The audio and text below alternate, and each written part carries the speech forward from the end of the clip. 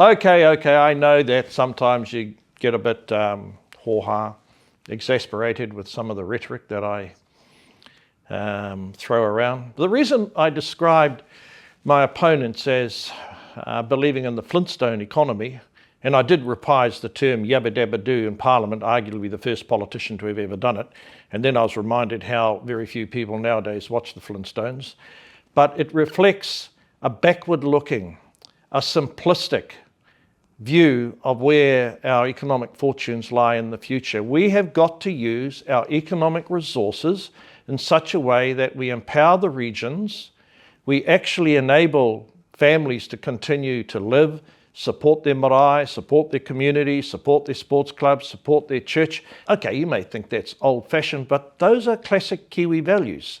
And I'm not going to tolerate any of these hyper-hapus believing that their narrow interests trump the broader concerns and the broader ambitions of New Zealanders. Every hapu, every iwi, by the way, iwi is in the word Kiwi, their needs, their ambitions have to fit into an overarching set of considerations that uplifts all New Zealanders.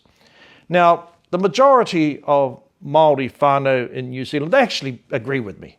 Half of the Waitangi Tribunal claims, and the Waitangi Tribunal is soon going to be given a kina cut, as you've heard me say in other areas. That means a severe haircut.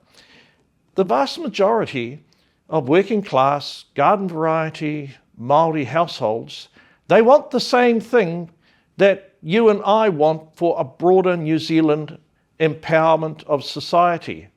They want the ability to have a bit of putea, a bit of money left at the end of the week to meet the costs of their kids going to get education. And no, I'm not going to serve up excuses for that portion of the Māori population whose kids don't go to school.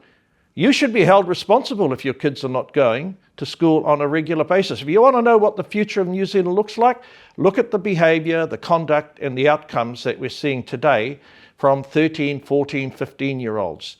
And I'm thoroughly with my colleagues in Cabinet who are horrified by the large number of our young ones who are not in school regularly. So that's what I mean. It's like a culture war phenomenon. We've got a diet, a recipe of excuses, a recipe of victimhood. You're never going to hear that as a rationalisation from Shane Jones as to why things they are the way they are or how we go forward.